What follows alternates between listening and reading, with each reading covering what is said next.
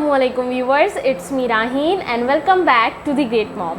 आज हमारी caesarean birth series का टॉपिक नंबर 10 ही है हमारे पास और उसका पार्ट 2 है, यानी एनेस्थीसिया का हमारे पास पार्ट 2 है, स्किन इंसिजन।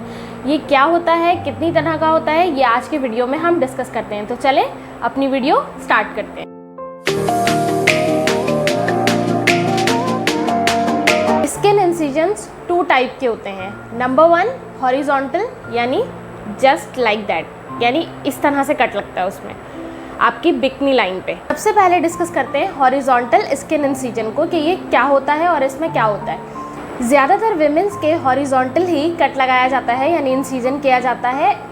ये आपके जो है, ये आपकी प्यूबिक हेयर लाइन जो होती है उससे 1 to 2 इंचेस के ऊपर आपकी स्किन पे कट लगाया जाता है। देन फिर आपकी डिलीवरी की जाती है। इसका एक एडवांटेज ये है कि इससे आपकी टाँकों में, यानी आपके स्टिचेस में दर्द कम होता है, आपको हीलिंग बहुत ज़्यादा जल्दी होने को मिलती है। मींस आपकी हीलिंग टाँकों की जो होती है वो बहुत ज़्यादा अच्छे से हो पाती है। और इसमें आपके स्टिचेस में वाउंड पड़ने के, यानी ज़ख़म पड़ने के, किसी भी किस्म का इन्फेक्शन पड़ने के चांसेस भी बहुत ज़्यादा कम होते हैं हॉरिजॉन्टल स्किन इंसिजन में। अब हम डिस्कस करते हैं वर्टिकल स्किन इंसिजन क्या होता है। वर्टिकल स्किन इंसिजन को अमूमन ज़्यादातर डॉक्टर्स नहीं करते। ये जब ही किया जाता है या इसके चांसेस जब भी होते हैं जब आपका बेबी डिस्ट्रेस होता है या मदर को बहुत ज़्यादा एक्सेसिव ब्लीडिंग हो रही होती है। तो डॉक्टर का पहला जो यूँ कह लें कि एक क्लिक पॉइंट होता है कि डॉक्टर को फ़ौरन से जो करना होता है वो ये होता है कि डॉक्टर सबसे पहले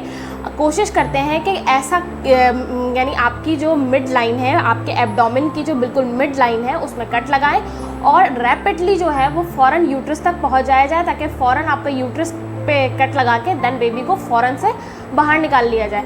क्योंकि इससे आपके भी एक्सेसिव ब्लीडिंग का मसला होता है और दूसरा आपके बेबी भी डिस्ट्रेस्ड है, किसी वजह से उसको बहुत परेशान है।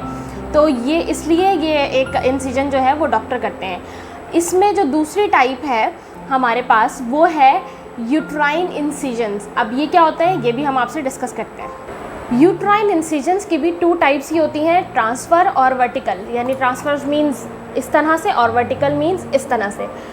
अमूमन ज़्यादातर ट्रांसफ़र्स ही यूट्राइन इंसिजन्स की जाते हैं। ये जब होता है या ये उस सिचुएशन पे डिपेंड करता है कि आपका बेबी का साइज़ क्या है, आपके बेबी की पोजीशन क्या है, आपके प्लासेंटा की लोकेशन क्या है, अगर आपको फिब्रॉइड्स हैं यानी किसी किस्म का इन्फेक्शन है तो उसकी नौयत क्या है, वो कितने ज़्यादा हैं, वो किस जगह पे हैं, ये देखा जाता है।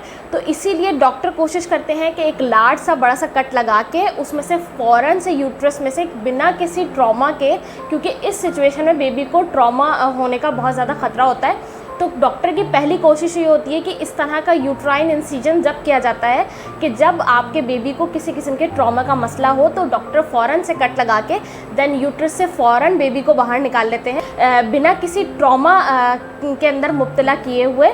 और ये ज़्यादातर ट्रांसफ़र ही करते हैं डॉक्टर, वर्टिकल ये भी बहुत कम ही किया जाता है। चलें अब हम वर्टिकल की तरफ आते हैं। वर्टिकल यूट्राइन इंसिजन ज़्यादातर जब किया जाता है जब या तो आपका बेबी ब्रीच होता है या वो किसी साइड में होता है, यानी आड़ा होता है। अगर वो आड़ा है या फिर वो ब्रीच है यानी उल्टा है तो तब भी डॉक्टर जो है वो वर्टिकल यूट्राइन इंसिजन जो है वो कर सकते हैं। अगर आपका प्लासेंटा आपके यूट्रस पे फ्रंट की तरफ है तो यानी सबसे पहले अगर आपका यूट्रस निकालेंगे तो बेबी होता है, लेकिन अगर आपका प्लासेंटा पहले है एंड देन बेबी बाद में है, जब भी आपका डॉक्टर यूट्राइन इंसिजन ही करेंगे, वो भी वर्टिकल, ताकि आपका बेबी जो है वो इस सिचुएशन से फ़ौरन से बाहर आ सके। ये एक एमरजेंसी होती है जिसकी वजह से डॉक्टर आपका इस तरह से यूट्राइन इंसिजन जो है वो कर। इसकी एक और मेन वजह भी है कि अगर इसके अलावा अगर आपके यूट्रस में कोई और एबनॉर्मलिटी है जिसकी वजह से आपकी इस तरह से यूट्राइन करना पड़ रहा है, देन तब भी डॉक्टर आपकी वर्टिकल ही यूट्राइन इंसिजन करते हैं। जैसे ही आपका यूट्रस ओपन हुआ विद इन सेकेंड्स में आपका बेबी जो है वो बाहर आ जाता है। बाहर आते ही जैसे ही आपका बेबी डिलीवर्ड हुआ, डॉक्टर सबसे पहले उसकी अम्बिलिकल कॉर्ड को क्लैम्प करती हैं, देन उसे कट लगा देती हैं। कट करने के बाद सबसे पहले आपका प्लासेंटा रिमूव किया जाता है। प्लासेंटा रिमूव करने के बाद डॉक्टर आपके यूट्रस में स्टिचेस लगाती हैं। स्टिचेस लगाने के बाद आपके एब्डोमेन में स्टिचेस लगाती हैं। जितनी लेयर्स खुली हुई होती हैं सब में स्टिच, सबको अच्छे से स्टिच करके और देन उसे पैक कर दिया जाता है। पहले का मुझे अंदाज़ा नहीं है, लेकिन अब जो है वो अब्जॉर्बल स्टिचेस लगाए जाते हैं। इन स्टिचेस से सबसे पहली बात तो ये कि इसको आपको दोबारा से कट लगवा के खुलवाना नहीं पड़ता, वो खुद ही घुल के और उस डॉक्टर्स दोनों साइड पे एक नॉट बांध देती हैं। देन जब आप हॉस्पिटल विजिट पे जाती हैं अपने डिलीवरी के 10 दिन बाद या 1 वीक के बाद, देन डॉक्टर वो काट के और वो साइड में से निकाल देती हैं और बाकी जो टाँके हैं वो अंदर घुल जाते हैं। तो ये एक अच्छी चीज़ हो गई है, इससे आपकी हीलिंग भी अच्छे से हो जाती है।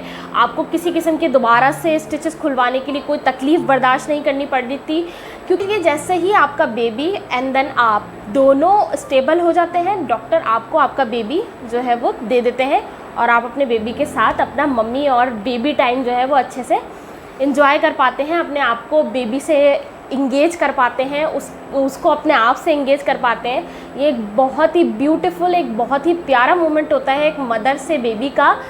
आप यकीन करें इस सारे प्रोसीजर में ना जितना भी प्रोसीजर है, लेबर से लेके डिलीवरी तक, औरत जैसे ही माँ बनती है, माँ बनने के बाद जैसे ही वो फर्स्ट टाइम अपने बच्चे की फर्स्ट क्राई सुनती है ना, उसका पहला रोना, वो अपना सारा दर्द, अपनी सारी तकलीफ़, अपनी सारी परेशानी सब कुछ भूल जाती है। ऑटोमेटिकली उसको इतनी इमोशनल, इतनी हैप्पी, इतनी किस तरह से वो एक्सप्रेस मैं करूँ कि मेरे साथ जब हुआ था तो यकीन करें मेरी एक नई ही फीलिंग थी नेमत को लेके। वो हर विमेन के लिए एक बहुत ही स्पेशल फीलिंग होती है अपने बेबी को लेके, स्पेशली अपने फर्स्ट बेबी को लेके। तो आप लोग भी अपना इस टाइम को एंजॉय करें, आप लोग अपने बेबी का ख्याल रखें, अपना बहुत ज़्यादा ख्याल रखें। मिलती हूँ आपसे नेक्स्ट वीडियो में, तब तक अपना बहुत सारा ख्याल रखिएगा, मुझे दुआओं में याद रखिएगा। If you like the video then you like the video, please मेरे चैनल को सब्सक्राइब करें हैं। मिलती हूँ आपसे नेक्स्ट वीडियो में, तब तक के लिए अल्लाह हाफिज़।